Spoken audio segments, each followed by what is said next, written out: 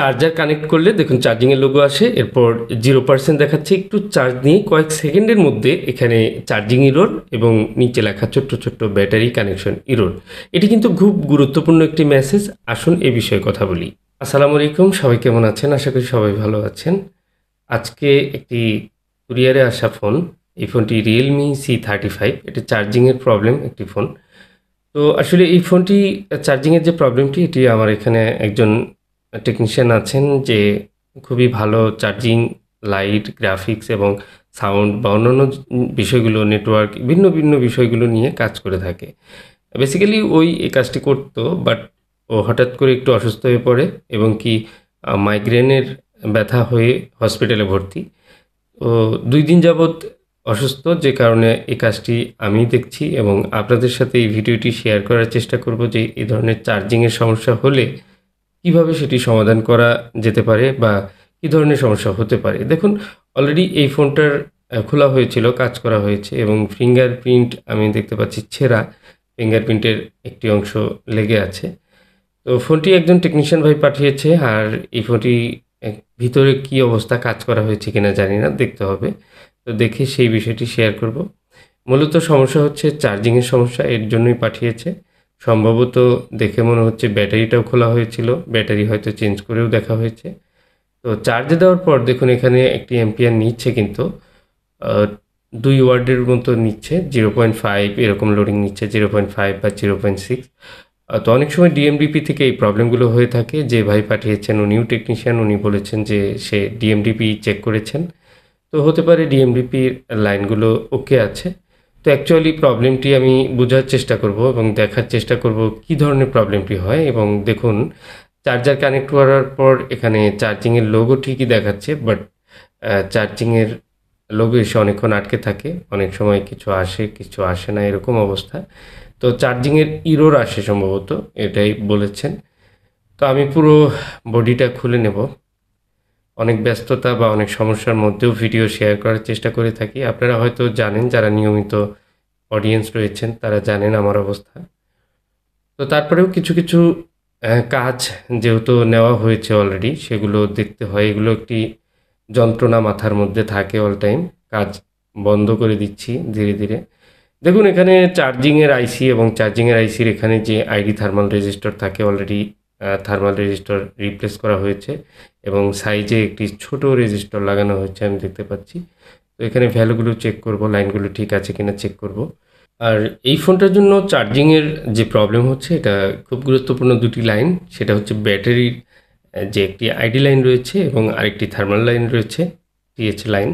তো এই লাইনগুলো কোনো ফল্ট রয়েছে কিনা পুরো মাদারবোর্ড আমি চেক করে নিচ্ছি। নেটওয়ার্ক আইসির এখানে টিন কাটা রয়েছে, এখানে অ্যাকচুয়ালি কী চেক করেছে আমি জানি না। তো আমি ফোকাস করব একদম শুরুর থেকে। প্রথমত ব্যাটারির লাইনগুলো আমি চেক করব, টিএইচ এবং আইডি লাইনের ভ্যালু ঠিক রয়েছে কিনা। তো এগুলো আমি দেখে নিচ্ছি। দেখুন এখানে বর্নিংতে স্পষ্ট দেখা যাচ্ছে এখানে রেজিস্টর রয়েছে, থার্মাল রেজিস্টর, এবং উনি রেজিস্টরটি চেঞ্জ করেছে। আর ইউটিউবে অনেক ভিডিও রয়েছে এইসব বিষয় নিয়ে, যে আইডি থার্মাল লাইনগুলো প্রবলেম হয়, রেজিস্টরগুলো চেঞ্জ করতে হয়, ভ্যালু চেঞ্জ করতে হয়, অথবা রেজিস্টর ভেঙে যায়, খারাপ হয়ে যায়। তো ব্যাটারি কানেক্টরে যদি অ্যাকচুয়ালি ভ্যালু থাকে, ডায়েট ভ্যালু থাকে বা যে কাঙ্ক্ষিত ভ্যালু সেটা থাকে, তাহলে আশা করা যায় ঠিক আছে। এখানে আমরা কুল টেস্টিং এবং হট টেস্টিং, দুটি টেস্টিংয়ের মাধ্যমে কিন্তু আমরা এই লাইনগুলো আইডেন্টিফাই করতে পারি। তো আমরা ডায়েট ভ্যালুতে যাব। আমার বাম পাশে স্ক্রিনে দেখতে পাচ্ছেন এখানে ভ্যালু দেখাচ্ছে। এক পাশে সিপিইউ লাইন যেটা 500 মতো দেখাচ্ছে, আর এখানে 1800 অপর পাশে। ঠিক আছে সবই। এবং টিন খুলতে গিয়ে কিছু কম্পোনেন্টস ভাঙা রয়েছে এই ফোনটিতে। তো এগুলো সেরকম গুরুত্বপূর্ণ নয় এই কাজের জন্য, যেহেতু ফোনটা রানিং রয়েছে, জাস্ট চার্জিংয়ের সমস্যা রয়েছে। তো আমি প্রাইমারিভাবে চেক করে নিলাম আগে, এবং ভ্যালুতে আমার মনে হলো যে রেজিস্টর ঠিক রয়েছে। তারপরে আমি একটু ওয়াশ করে তারপর হচ্ছে ভালো করে চেক করব, ভালোভাবে আমার এখানে ভোল্টেজ দেখতে হবে যে ঠিক মতো আসছে কিনা। তো যদিও আমি অন্য একটি মিটার ব্যবহার করছি, যে জন্য স্ক্রিন দেখাতে পারছি না। তো আসলে এই ফোনটার কুল টেস্টিং এবং হট টেস্টিং দুটি ঠিক আছে। মূলত ব্যাটারিতে সমস্যার সম্ভাবনা মনে হচ্ছে। আমি ব্যাটারিটা এবার চেঞ্জ করে দেখব।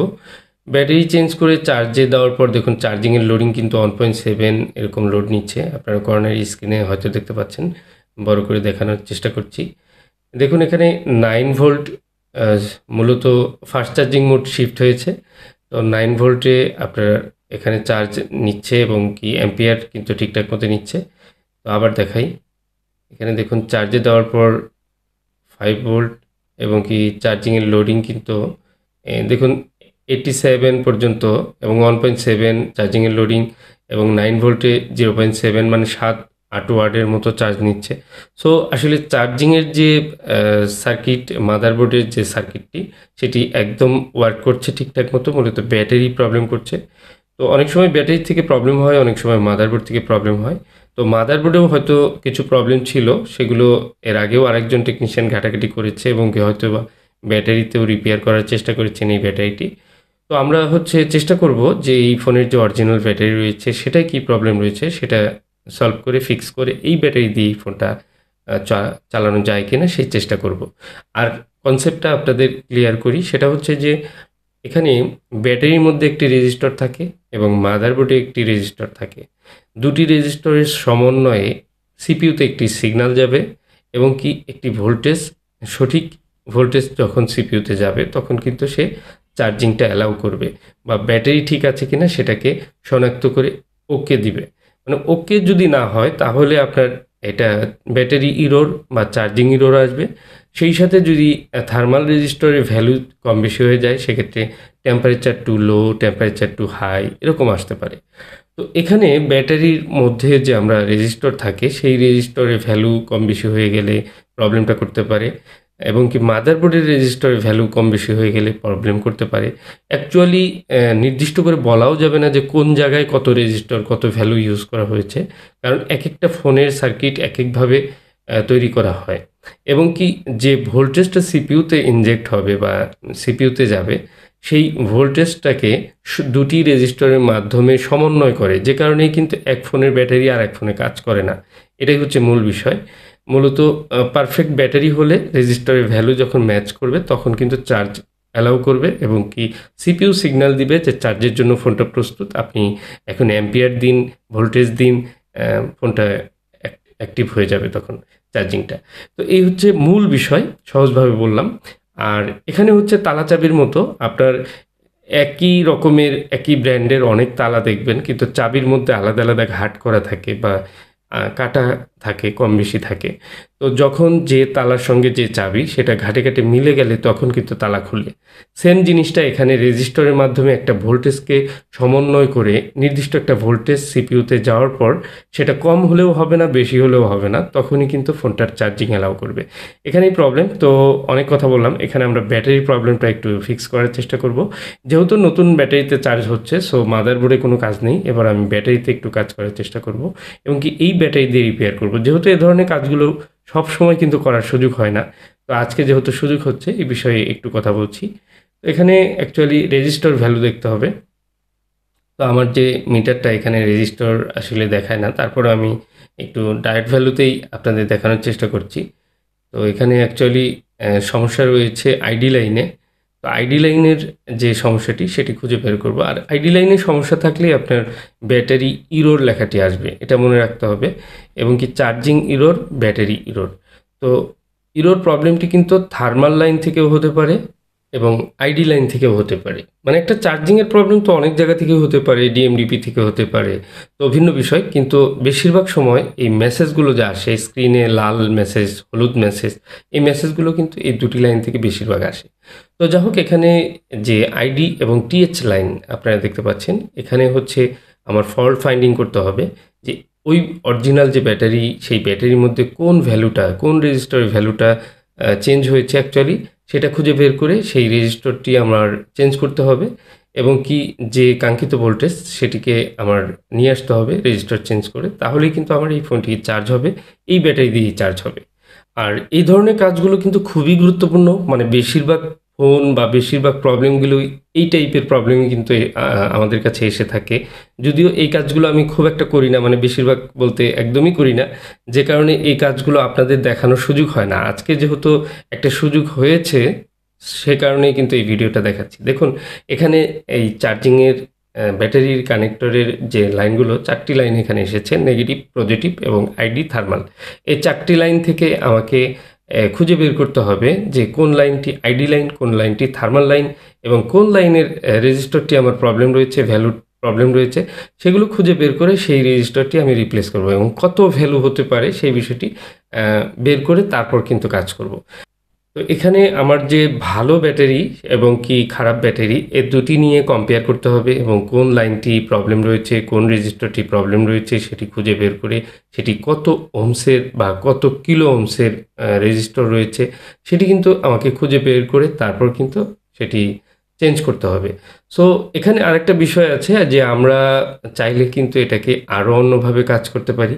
আমরা কিন্তু সরাসরি সিপিইউ যা চায় তাও কিন্তু আমরা দিতে পারি, দিয়ে কিন্তু আমরা চেক করতে পারি। অ্যাকচুয়ালি এই ব্যাটারি সার্কিট না থাকলেও কিন্তু একটা ফোনকে চার্জিং কিন্তু অ্যাক্টিভ করে দেওয়া সম্ভব, শুধু মাদারবোর্ডে কাজ করে। বাট এটা করছি না, কারণ হচ্ছে যে মাদারবোর্ডের যে অরিজিনাল যে সিস্টেম রয়েছে সেটি ঠিক রয়েছে। সো এখানে শুধু ব্যাটারিটার যে প্রবলেমটা সেটা ফাইন্ড আউট করে প্রবলেমটা ফিক্স করলেই আশা করা যায় এই ব্যাটারিতেই চার্জ হবে। তো আমরা দেখি, খুঁজে বের করার চেষ্টা করছি এবং আইডি লাইনের যে রেজিস্টরটি সেটি আমাকে খুঁজে বের করতে হবে। মূলত যে রেজিস্টরে ভ্যালু কম বা বেশি হয়ে যায় সেই রেজিস্টরটি কিন্তু চেঞ্জ করতে হবে। আপনি আইডির জায়গায় থার্মালে কাজ করলে হবে না, থার্মালের জায়গায় আইডির কাজ করলে কিন্তু হবে না। সো এখানে আমার যে প্রবলেমটি হয়েছে সেটা হচ্ছে আইডি লাইনের রেজিস্টরের ভ্যালু কিন্তু আমার কমে গিয়েছে। এখানে হবে 50 থেকে 60 কিলো ওহমসের একটি রেজিস্টর। আর এখানে আমি যে রেজিস্টরটি প্রবলেম হচ্ছে বা যে ভ্যালু আমি পাচ্ছি সেই ভ্যালুটা হচ্ছে 14 থেকে 15 কিলো ওহমসের একটি ভ্যালু পাচ্ছি, যেটা অনেক লো ভ্যালু এবং কি এই ভ্যালুটাকে একটু হাই করতে হবে। সো আমাকে সেই রেজিস্টরটি রিপ্লেস করতে হবে। দেখুন এখানে আমি রেজিস্টরটি কিন্তু অলরেডি খুঁজে পেয়েছি। এই ছোট্ট সার্কিটের মধ্যে এই যে এই রেজিস্টরটি, তাও আবার পেস্টিং করা। তো আমি এটা ড্রিল করে কেটে ফেলবো এবং এই যে দেখুন ড্রিল করে আমি কেটে ফেলছি।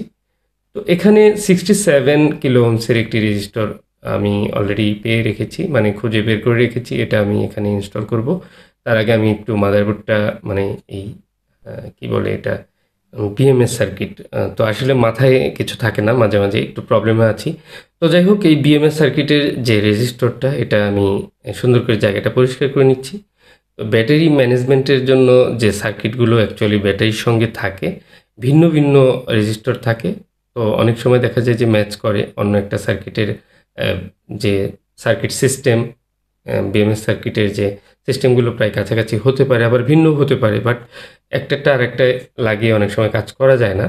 রেজিস্টর যদি মিলে যায় তাহলে হতে পারে, ঠিক হতে পারে। তো এখানে আমি একটু সোল্ডারিংয়ের প্রবলেম রয়েছে, ভালো করে সোল্ডারিং করে দেবো। একপাশে মনে হচ্ছে লাইন পাইনি। তো এখানে আমি যে রেজিস্টরটি ইনস্টল করছি এটা হচ্ছে ভ্যালু দেখাচ্ছে 67K। তো এখানে একটা লাইনে টিএইচ লাইন বা আইডি লাইন, দুটি লাইন রয়েছে। একটা লাইনে 8K বা 9K এবং কি আরেকটা হচ্ছে 67K রেজিস্টরের ভ্যালু। তো এই ভ্যালুটা যদি ঠিক থাকে তাহলেই আপনার ব্যাটারি কিন্তু চার্জ হবে। এটা হচ্ছে রিয়েলমি C35 এর কথা বলছি। এই ব্যাটারি অলরেডি আগেই কাজ করা ছিল।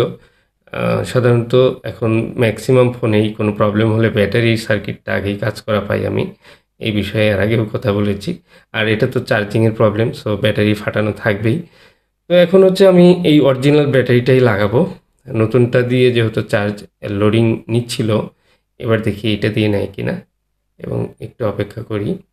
দেখুন চার্জিংয়ের যে লোডিং সেটি কিন্তু আস্তে আস্তে বাড়তেছে এবং 2.0 ঠিকঠাক মতো লোডিং নিচ্ছে। ব্যাটারি একদম লো রয়েছে, জাস্ট একদমই 0% ছিল। একটু 1-2% হওয়ার পর আমি দেখব ঠিকঠাক চার্জ ওঠে কিনা। তো প্রবলেমটা ছিল কি এবং কি ধরনের, আমি খুব সহজভাবে বলার চেষ্টা করছি। দেখুন বর্নিউ নিয়ে অনেক কিছু বলে, অনেক সার্কিট নলেজ দিয়ে হয়তো অনেকে ভিডিও করে থাকে, বাট আমি একেবারে খুব সহজ সরলভাবে বোঝানোর চেষ্টা করেছি। তো যদি প্রবলেম হয় আপনি প্রথমত চার্জিংয়ের লজিক, রেবন, চার্জিং পোর্ট এগুলো সব চেক করবেন, ব্যাটারি চেক করবেন, ব্যাটারি চেঞ্জ করে দেখবেন এবং সেই সাথে এই ব্যাটারিটা খুলতে, খুলতে এমন অবস্থা হয়েছে এমনি খুলে যায়। তো তারপরেও দেখুন এই যে 1% চার্জ হয়েছে। তো এখন একটা লাইক দিয়ে দিন। মনটা খুব খারাপ, তারপরেও ভিডিও করলাম। আর সেই সাথে দোয়া করবেন যে আমার আরেকজন টেকনিশিয়ান যে এই কাজগুলো করে ও একটু অসুস্থ আছে, ওর জন্য দোয়া করবেন যেন দ্রুত সুস্থ হয়ে যায়। কারণ হচ্ছে যে অনেক কাজ কিন্তু ওরা করে থাকে, বিশেষ করে আরও আমাদের টেকনিশিয়ান যারা রয়েছে আমাদের শপে, এবং কি প্রত্যেকেই এক একজন এক এক ধরনের গুরুত্বপূর্ণ কাজগুলো করে থাকে, যে কারণে আমি কিন্তু অনেক রিল্যাক্সে থাকি বা অনেক প্রয়োজনীয় যে কাজগুলো সেগুলো করার সুযোগ পেয়ে থাকি। তো অ্যাকচুয়ালি ওর অনুপস্থিতি থাকার কারণেই কিন্তু এই কাজটি আমার করতে হলো এবং কি আপনাদের সাথেও শেয়ার করা হলো। আশা করি ভালো লেগেছে। এবং কি আজকের মতো এই পর্যন্তই। সবাই ভালো থাকুন এই শুভকামনা করি। আল্লাহ পাক সবাইকে ভালো রাখুন। আসসালামু আলাইকুম ওয়া রাহমাতুল্লাহি ওয়া বারাকাতুহু।